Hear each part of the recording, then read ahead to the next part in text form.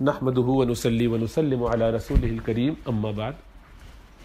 جو گزشتہ کل برطانیہ میں الیکشن ہوئے، اسی طرح اس وقت دنیا میں جہاں جہاں الیکشن ہو رہے ہیں، قطع نظر اس سے کہ اس کی شرعی حیثیت کیا ہے اور اس میں کتنی اہمیت ہے، یہاں مسلمان کینڈیڈیٹس ہیں کہ نہیں ہیں، کتنے ہیں، اس وقت دنیا کا جو نقشہ بن رہا ہے اور پوری سیاسی منظرنامے میں تحقیقی گفتگو اور تنقیدی گفتگو چل رہی ہے، اس پورے عمل میں لوگوں کو متحد ہونا ضروری ہے۔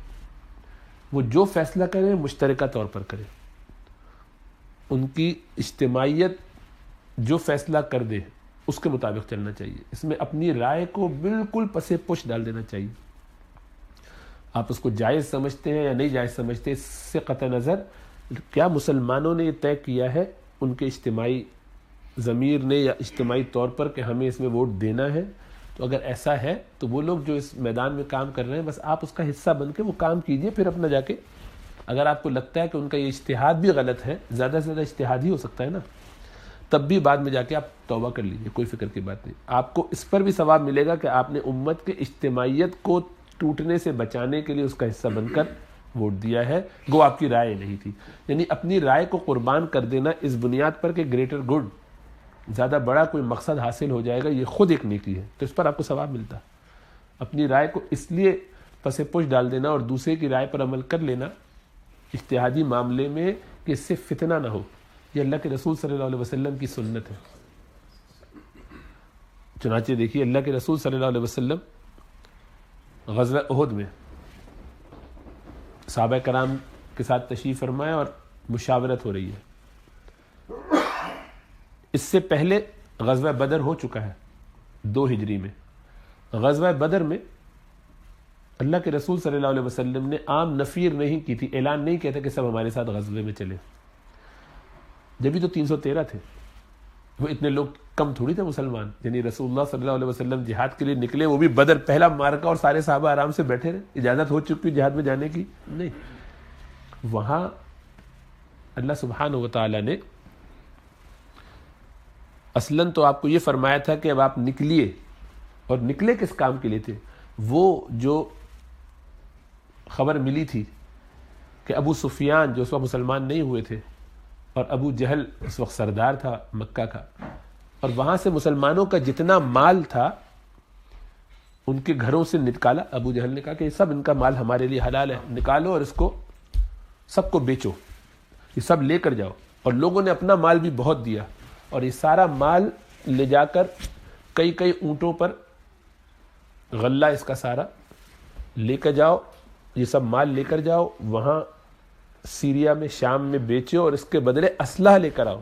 غلہ وغیرہ تو لاؤ ہی جو لوگوں کی ضرورت ہے، لیکن ان کے مال سے وہ سب اسلحہ لاؤ۔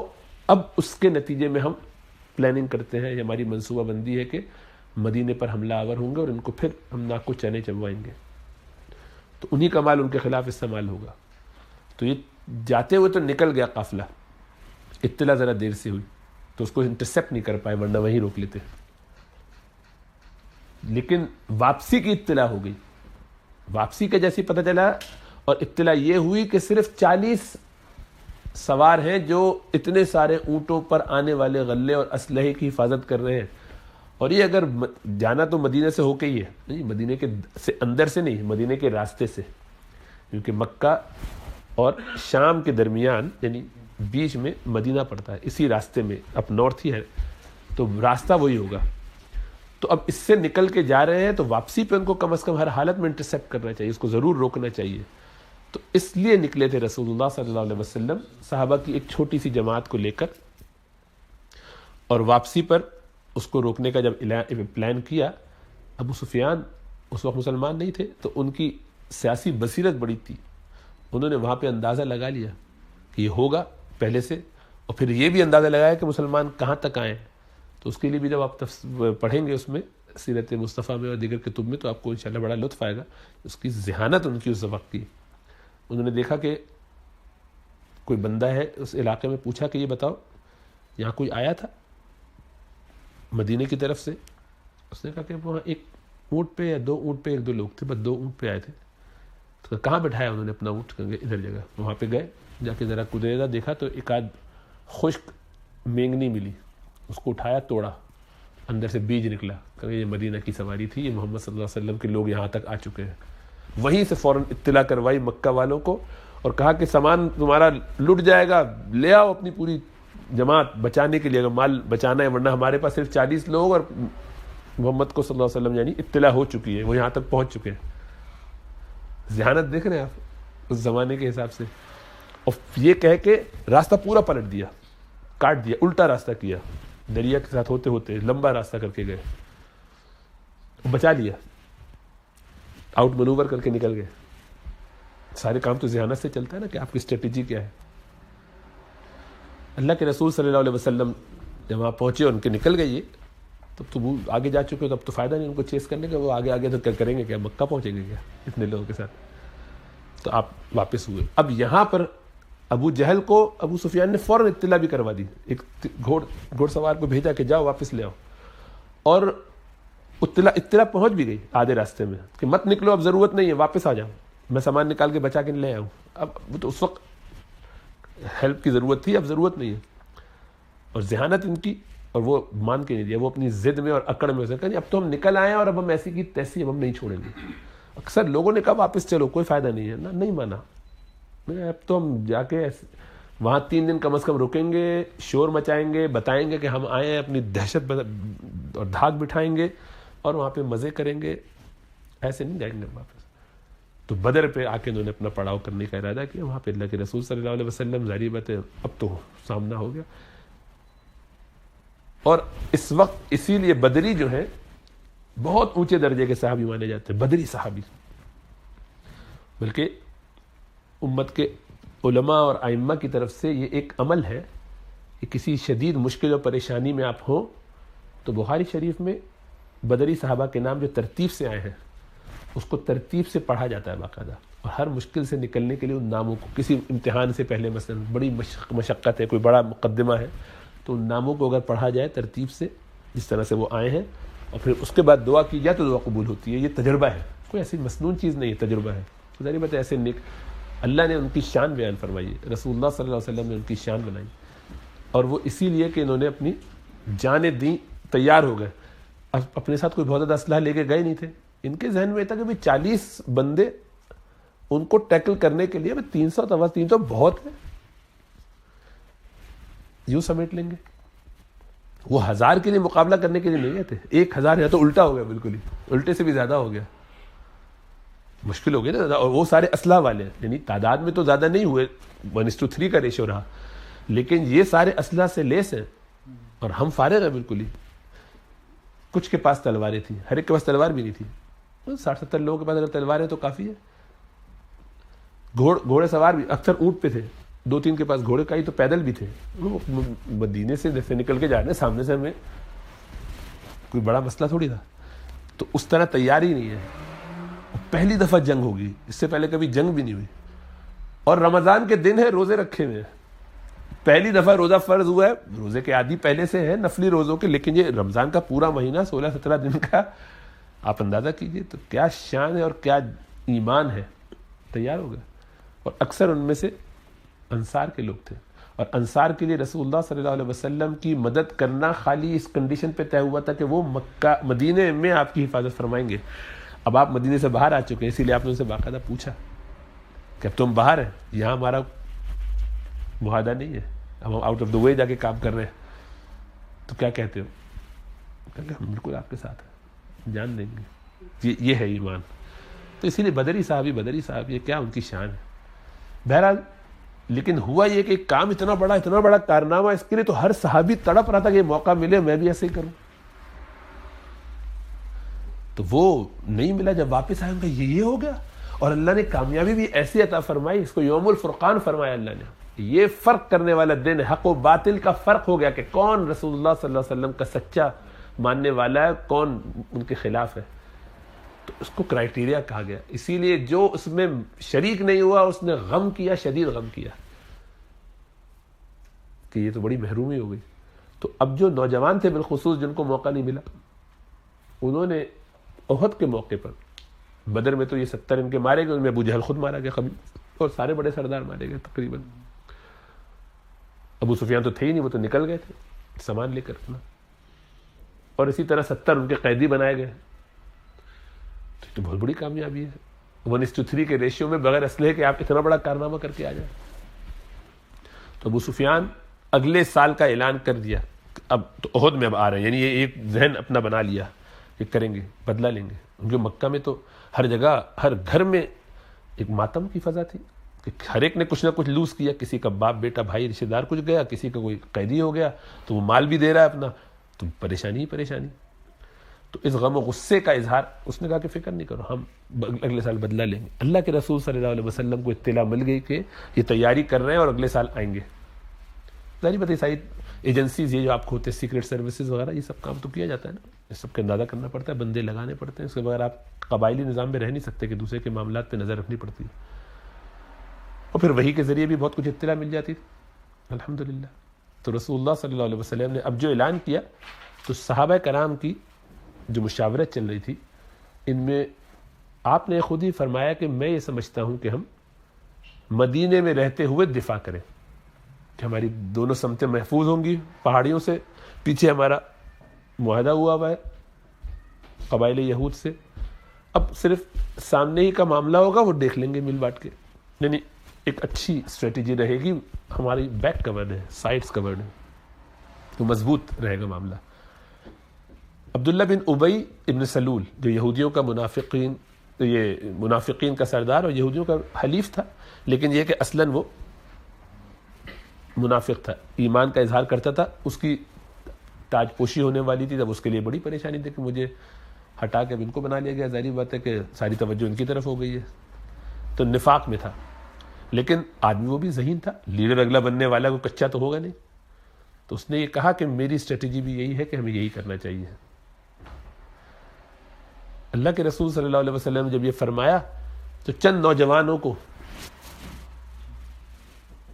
جوش ہوتا ہے، جذبہ ہوتا ہے، انہوں نے کہا اللہ کے رسول صلی اللہ علیہ وسلم ہمیں بدر میں بھی موقع نہیں ملا، یہاں ہم اپنی ذرا اسلام کی دفاع کے لیے اپنی جان پیش کریں، آگے بڑھیں، لڑیں، ہمیں موقع ملے. اب کیا ڈیفینسو ہو کے لڑیں، آگے بڑھ کے. ہماری خواہش تو یہ کہ ہم ذرا اپنے جوہر دکھائیں. اب دین کے جذبے کے لیے بڑا اچھا جذبہ ہے. لیکن اللہ کے رسول صلی اللہ علیہ وسلم نے جیسی وہ سنا تو آپ نے فرمایا کہ ٹھیک ہے، کیونکہ ایک سے زیادہ یہ بھی بول گیا، وہ بھی بول گیا، جیسے انہوں نے بھی کہہ دیا، جیسے انہوں نے بھی کہہ دیا، تو آپ نے اپنی رائے کے خلاف ان لوگوں کی رائے قبول کر لی. کہا اچھا ٹھیک ہے. اور یہ کہہ کہ آپ اٹھے اور تیاری کے لیے اپنے حجرے میں تشریف لے گئے. وہاں اپنے اسلحہ اپنا جو زرہ وغیرہ پہننی تھی، خود وغیرہ پہنے، اور آپ تشریف لے آئے باہر.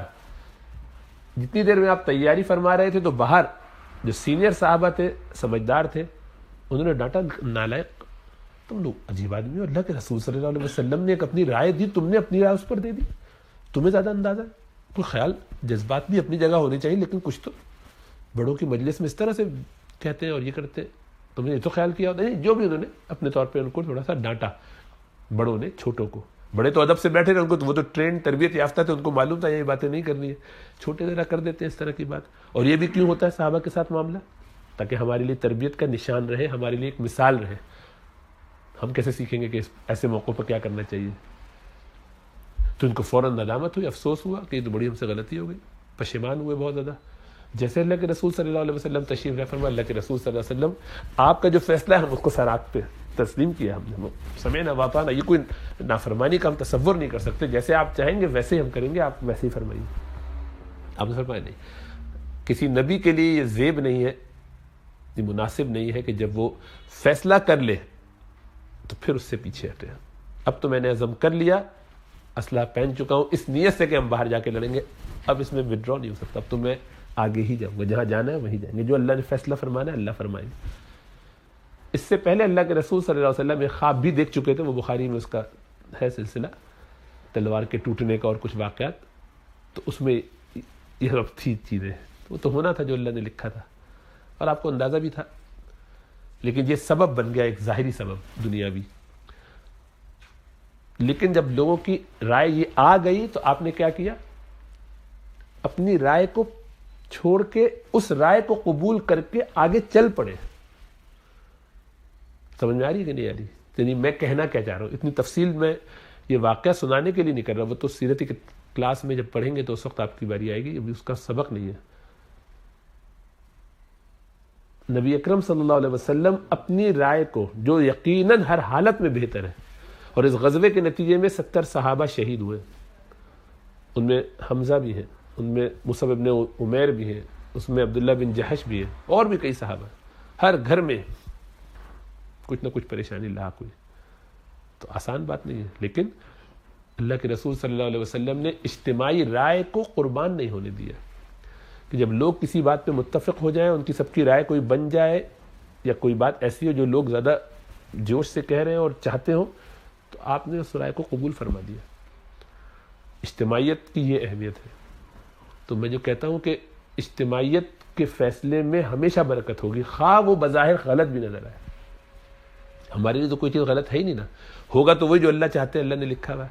وہ 70 کی شہادت کوئی تکلیف دہ بات ضرور ہے، لیکن احد کے شہداء جو ہیں ان کی تو شان کتنی اونچی ہے کہ اللہ کے رسول صلی اللہ علیہ وسلم گاہے بگاہے جایا کرتے تھے اپنی حیات مبارکہ کے آخری دنوں میں بھی، آخری کام یہی کیا آپ نے، وہاں بھی گئے، آخری دفعہ باہر نکلے تو وہاں گئے، ان کے لیے دعا کرتے تھے، خوب دعا کرتے تھے۔ تو اس سے بڑی کیا سعادت ہوگی کہ شہادت بھی مل جائے اور نبی اکرم صلی اللہ علیہ وسلم دعائیں بھی فرما رہے ہیں۔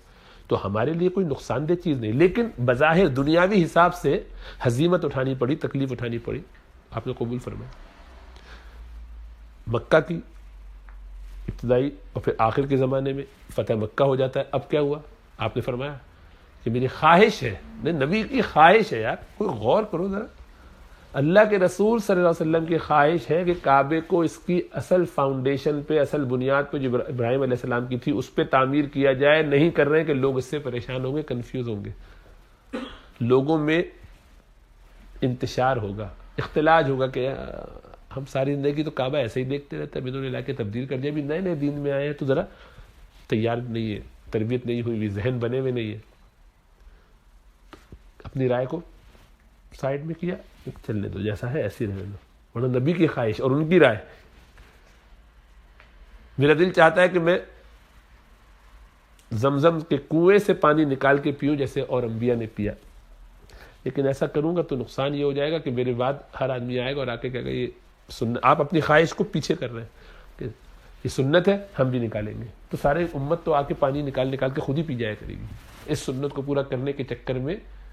اسی لیے تو رسول اللہ صلی اللہ علیہ وسلم نے حجر اسود کو ہر دفعہ بوسہ نہیں دیا، ہر دفعہ دیتے تو ہمارے لیے بھی یہ ہوتا کہ ہر دفعہ کی سنت میں تو 7 چکر کی 7 سنت اور 8واں مرتبہ جو ہے وہ بھی کرنا ہے مجھے، 8 مرتبہ کروں گا ورنہ تو مجھے کوئی سکون نہیں ہوگا، جب تک کر نہیں لوں گا سب تک حج عمرہ پہ آتا رہوں گا۔ لوگوں کی زندگی کا مقصد یہ بن جاتا ہے، آپ نے ہاتھ سے بھی کر کے دکھایا، دور سے بھی کر کے دکھایا، چھڑی سے بھی کر کے دکھا دیا، سب بتا دیا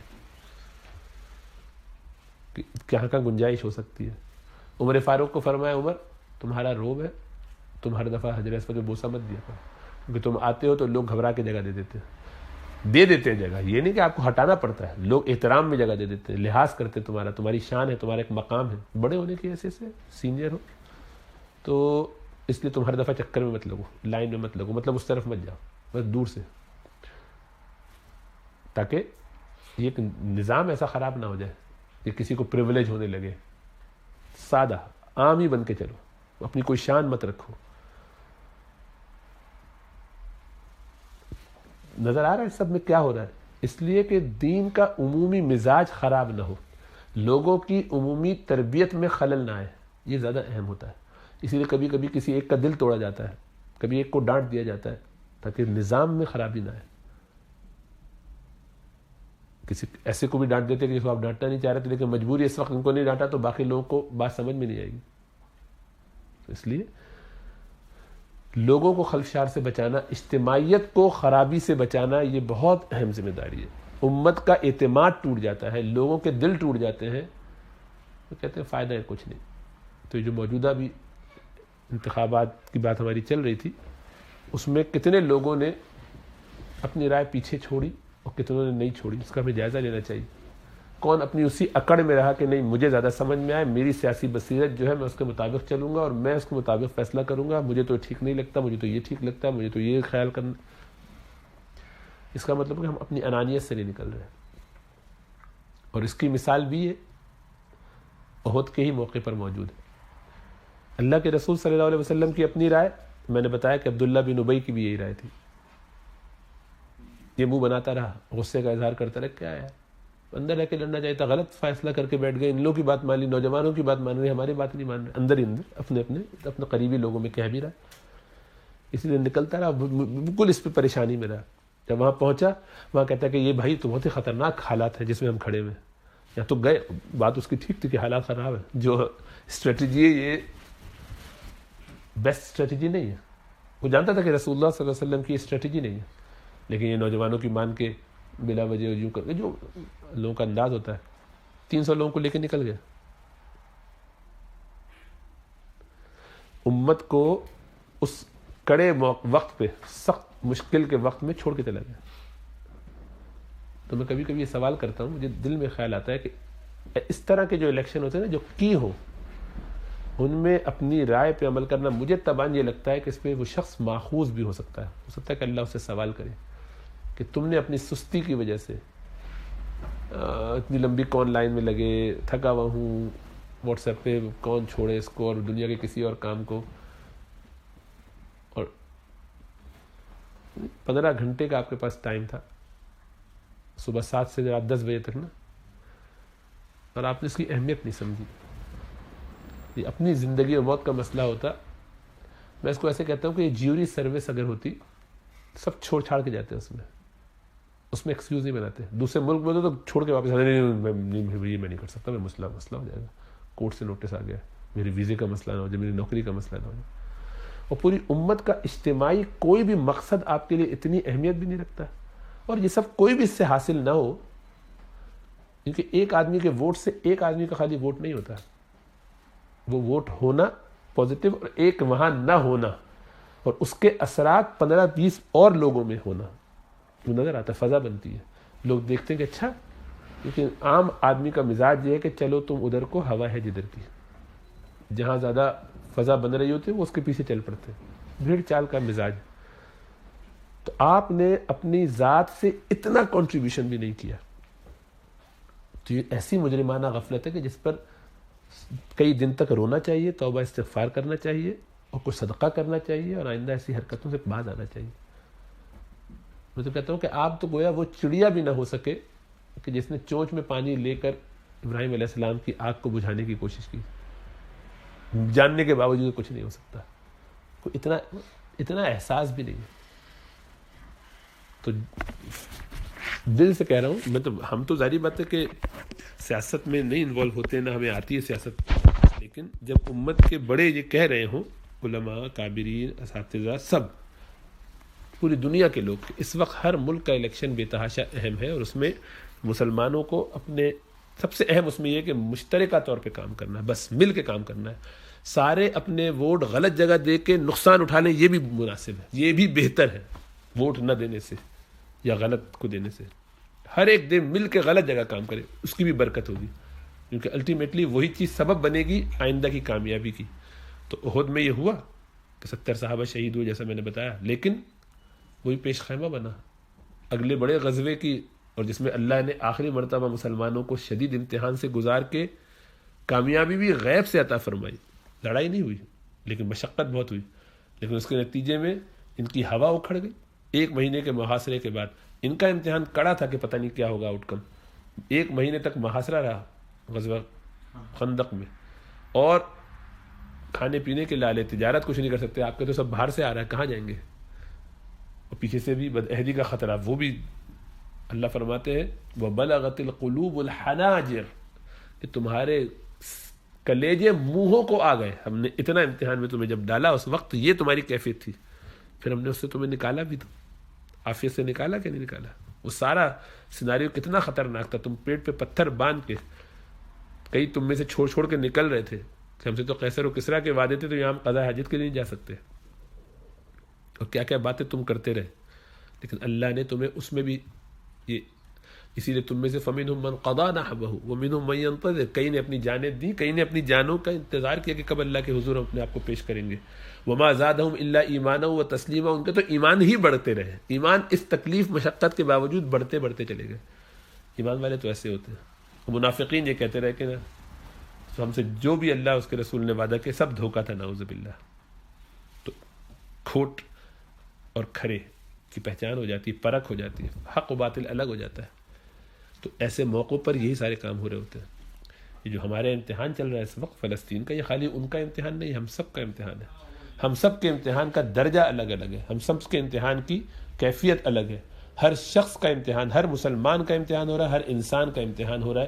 کون اپنی کبر میں، اپنی ظلم میں، اپنی زیادتیوں میں، اپنے خدا سے بغاوت میں بڑھتا چلا جاتا ہے، کون رجوع کر کے صحیح حق پہ راستے پر آ جاتا ہے، کون ادھر اللہ سبحانہ و تعالیٰ کے نبی صلی اللہ علیہ وسلم کے طریقے کو سمجھ کے اس کے مطابق چلتا ہے. ہر ایک شخص امتحان میں ہے، اور ہر ایک کا امتحان بہت ہی باریکی کے ساتھ لیا جا رہا ہے. آپ کے رویوں کا امتحان ہے، آپ کے عمل کا امتحان ہے، آپ کی فکر کا امتحان ہے، آپ کے احساسات کا امتحان ہے. دعا کی کہ نہیں کی، کہا تھا 2 نفل پڑھ کے جانا اس طرف والوں کے، وہ کیا کہ نہیں کیا. جب بڑے نے کوئی بات کہہ دی، کسی نے کہیں سے کوئی بات آ گئی، اس پہ کام کرو. عقل اپنی بہت لڑاتے ہیں، ہر چیز میں ایسے ہی کرتے ہیں. تو ظاہری بات ہے کہ ایسے تو جوتے ہی پڑیں گے، اور کیا ہوگا. جتنے لوگ ہوں گے اتنے اوپینین بنیں گے. 4 کو آپ کھینچیں گے، 5 کو وہ کھینچیں گے. تب آپ دیکھیے کتنی جگہ پر ایسا ہوا کہ کامیابی بڑی زبردست ہوئی مسلمانوں کے اتحاد کی وجہ سے. بلیک برن کی وہ سیٹ جو 79 ایئرز یا 89 ایئرز 79 ایئرز 1935 سے کتنے سال ہو گئے، 1935 سے لے کے اب تک 89 ایئرز، اتنے سالوں میں وہ سیٹ کبھی بھی نہیں جا سکی تھی. وہ اس کا پورا وہ بھیجا میں نے بھی. تو کنزرویٹیوز کی جو ایک دفعہ رہی، اس کے بعد سے وہ لیبر کی سیٹ تھی. 10 سال بعد، 70-80 سال، جتنے بھی سال، ہرا نہیں سکا کوئی ان کو، بندے کو. ہر دفعہ ان کا پورا لسٹ. اور اس دفعہ مسلمانوں نے ان کو ہرایا، انڈیپینڈنٹ نے ہرایا، کسی اور پارٹی نے نہیں ہرایا. یہ عجیب و غریب بات ہے. جہاں انہوں نے سویپ کیا اوور آل، لیبر نے اپنی اہم ترین سیٹ کھوئی ہے. یعنی اہم ترین اس طور پر کہ جو بہت عرصے سے ان کی مضبوط سیٹ تھی. یہ غیر معمولی ہے. اور ہمارے ہاں اس طرف تو صرف 400-500 ووٹ، اور مسلمانوں کے 20% لوگ نہیں نکلے. اور یہ وہی لوگ ہیں کہ جو آرام سے بیٹھے رہے، سوچتے رہے، سست ہیں، یہ ورے یار. تو میں نے تو یہ سمجھتا ہوں کہ یہ مجرمانہ غفلت ہے. کیا ہو جائے گا اس سے، آپ کے ذہن میں سوال ہوگا، اس سے کیا فرق پڑتا ہے؟ نہیں، فرق پڑنے کا مسئلہ نہیں ہے. وہ چونچ میں پانی لینے سے آگ بجھانا مقصود نہیں ہے. کہ اتنے سارے لوگوں کا وہاں سے چلے جانا، اس کے نتیجے میں کامیابی، وہ آؤٹ کم ہمارا فوکس ہی نہیں ہے، نہ ہونا چاہیے. ہوگا کچھ، نہیں ہوگا کچھ بھی. ظاہری بات ہے ایسا تو نہیں ہو سکتا کہ یہاں پہ آپ کو پارلیمنٹ میں سارے مسلمان آ جائیں گے اور کل سے ہم لوگ جو ہے وہ مسلمان بنا لیں گے. پورے ایسا تو نہیں ہو سکتا. ظاہری بات ہے وہ جن کا ملک ہے وہاں نہیں ہونے دے رہے، یہاں ہونے دیں گے. وہ دوسرے ملک کو پروکسی وار میں اتنی سپورٹ کر کے آپ کے مسلمانوں کو وہاں نہیں بسنے دے رہے، جن کا وہ گھر ہے، جو ان کے قانون کے مطابق جس کے لیے خود اوکے کر چکے ہیں، وہ نہیں کرنے دے رہے. پورے انٹرنیشنل کورٹس کے بیس پر اپنے ملک میں کرنے دیں گے، آپ کا خیال ہے؟ ظاہری بات ہے نہیں. ہم کسی غلط فہمی میں تھوڑی رہ رہے ہیں. ہم یہ تھوڑی کہہ رہے ہیں کہ ہم تو خالی یہ کہہ رہے ہیں کہ مسلمان متحد ہوں، جہاں بھی ہو متحد ہوں، جس حال میں اللہ ان کو رکھے اتحاد کے ساتھ رکھے. کیونکہ یہ شریعت کا تقاضا ہے. آپ کہیں گے اس اتحاد سے کیا ہوتا ہے؟ سارے ایک ساتھ مارے جائیں گے. سارے ایک ساتھ مارے جائیں، یہ زیادہ بہتر ہے. ایک لطیفے کے طور پر، جب نیا نیا کراچی میں حالات بڑے خراب ہوئے تھے، تو وہ ارلی 90s میں تو اطلاعات آتی تھی. تو جو کراچی سے باہر تھے ہمارے بھائی وغیرہ 2 تھے، تو ان لوگوں کو ذرا، تو بڑے بھائی نے ہمارے فون پہ بات کرتے ہوئے یہ کہا کہ بھائی امی آپ بلاتی تو رہتی، فائدہ کیا ہے؟ اتنے تو حالات خراب ہیں، اتنے لوگ مر رہے ہیں، ہر وقت جو خبریں آتی رہتی ہیں یہاں پر بھی، ہم آگے کیا کریں گے؟ آگے ہو یہی حالت ہو. انہوں نے کہا ہاں تم بہت مزے سے بچے رہو اور اماں ابا یہاں مر جائیں. اگر واقعی یہ حالات ہے تو ساتھ آ کے مرو، وہاں پڑھ کے کیا کرے گا؟ یعنی انہوں نے اس طرح سے نہیں کہا، لیکن انہوں نے خالی یہ ہنستے ہوئے یہ کہا کہ ہاں تم اپنے بچے رہو وہاں پر اور ہم سارے یہاں مر جائیں. تو میں نے کہا بڑی قیمتی بات ہے، لیکن وہ کہ اپنوں میں جا کے مر جانا، کھپ جانا، یہ زیادہ کام کی چیز ہے. اکیلے بچ کے کرے گا کیا بے؟ اس کے خاندان کے 25 لوگ مر گئے، اس کو جی کے کیا کرنا ہے؟ یعنی اس کے لیے اس میں کیا چام ہے؟ اللہ بچائے، اللہ سب کو عافیت سے رکھے. تو میں یہ نہیں کہہ رہا ہوں، خوش فہمی میں نہیں ہوں کہ آپ اس سے جو ہے وہ نہیں، وہ تو ہم کہیں بھی، وہ پاکستان میں نہیں کر پا رہے، وہ سعودی عرب میں نہیں کر پا رہے. تو ہم اسلامی نظام اور اس طرح کی بات نہیں کر رہے ہیں، نہ ہمارا کوئی وہ فوکس ہے. ہمارا فوکس تو کل یہ ہے کہ ہم اپنے عمل سے کم از کم بہت سارے غیر مسلم جو ہمارے آس پاس یہاں رہتے ہیں ان کو یہ مثال دے دے کہ بھائی وہ ہمارے اس اتحاد نہ ہونے کی وجہ سے دین سے دور ہیں، چلو بھائی ایک بھی مثال بنا کے دکھا دو. کہ کتنے لوگ اس بنیاد پر ایمان لے آئیں گے، کتنے لوگوں کی آخرت بن جائے گی. یا ہم جاتے جاتے دنیا سے یہ کہہ سکیں گے یا اللہ آخری وقت میں ہی صحیح سجدے میں پڑ گئے تھے، اتحاد میں آ گئے تھے، آپ کا حکم تھا کہ وَاعْتَصِمُوا بِحَبْلِ اللَّهِ جَمِيعًا وَلَا تَفَرَّقُوا، سب مل کے اللہ کی رسی کو مضبوطی سے پکڑو. اللہ بھی ہم نے پڑھی، آخری میں پکڑی تھی، پکڑ لی تھی، لیکن اتنا تو کر سکیں گے. لیکن نہیں مانیں گے تھوڑی، کریں گے نہیں، اب کریں گے اپنی مرضی، کرتے رہو اور بھگتتے رہو. اللہ توفیقات سے نوازے، اللہ اصلاح کی توفیق عطا فرمائے، اللہ گناہوں کو معاف فرمائے.